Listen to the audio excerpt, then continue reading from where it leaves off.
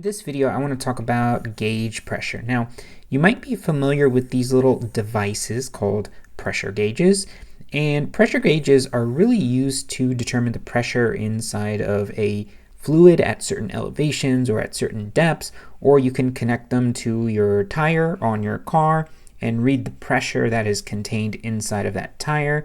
But these gauges all really do one thing, and that is that they tell you what the gauge pressure is in a certain fluid. Now, gauge pressure, which I will call P naught G or P sub G, this is not equal to our normal pressure that we've been studying. This pressure right here is something we call absolute pressure. If you remember from our hydrostatic pressure equation, the absolute pressure is equal to P naught plus rho G D. Now, when we have a container that's filled with some kind of fluid, and this is open to the top to the atmosphere, our P naught is usually 1 atm, which is 101.3 kilopascals, right? And again, 1 atm is the atmospheric pressure, or the pressure due to the atmosphere at average sea level here on the surface of the Earth. So you can see from our hydrostatic pressure equation that P naught in this case would be 101.3 kilopascals. And so this absolute pressure P is taking into consideration this atmospheric pressure. However, when we look at the gauge pressure on these devices here, if we're just standing on the surface of the Earth and we have this gauge in our hand, this needle is usually pointing to 0. Right? It's saying that the pressure is equal to 0. Now, we understand that at the surface of the Earth, so this is the Earth's surface, that the surface here on the average sea level is this 101.3 kilopascals. So why in the world does this needle point to 0 at the surface of the Earth? Well, remember, this gauge is giving us gauge pressure. And gauge pressure, which is P sub G, that's equal to the absolute pressure minus 1 atm. So gauge pressure really accounts for this atmospheric pressure.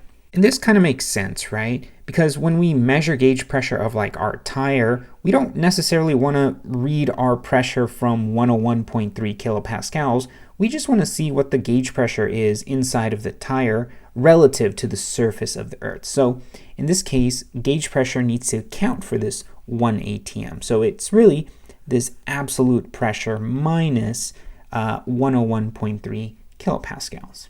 So let's go back to the surface of the Earth, right? So if I'm here on some land and then this is the start of, I don't know, maybe this is a lake of some sort, and this level right here, this is average sea level, right?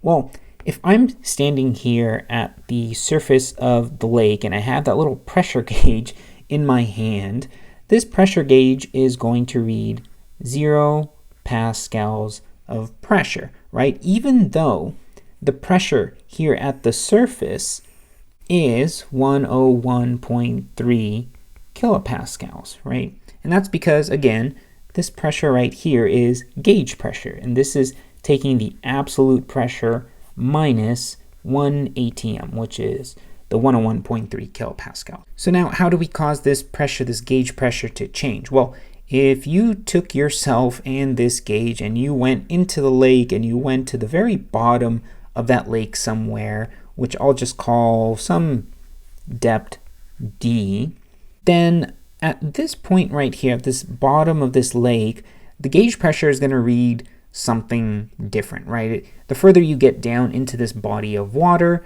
the higher the gauge pressure is going to be. So you're actually going to see this needle start to move up from 0, and then it's going to go to whatever pressure it reads at whatever depth you are at the bottom of the lake. Again, this is important because we don't always want to account for this 1 atm. We don't want to start this at 101.3 kilopascals and then do the math to figure out what the relative pressure is at some depth D inside of this fluid. We just want to see what that relative pressure is. So that is really why we use this thing called gauge pressure. And remember, the most important concept here is your gauge pressure is equal to whatever absolute pressure you have minus this standard atmospheric pressure, which is 101.3 kilopascal. So in the next video, we'll actually do an example using this equation and really solidify our understanding of gauge pressure. So see you then.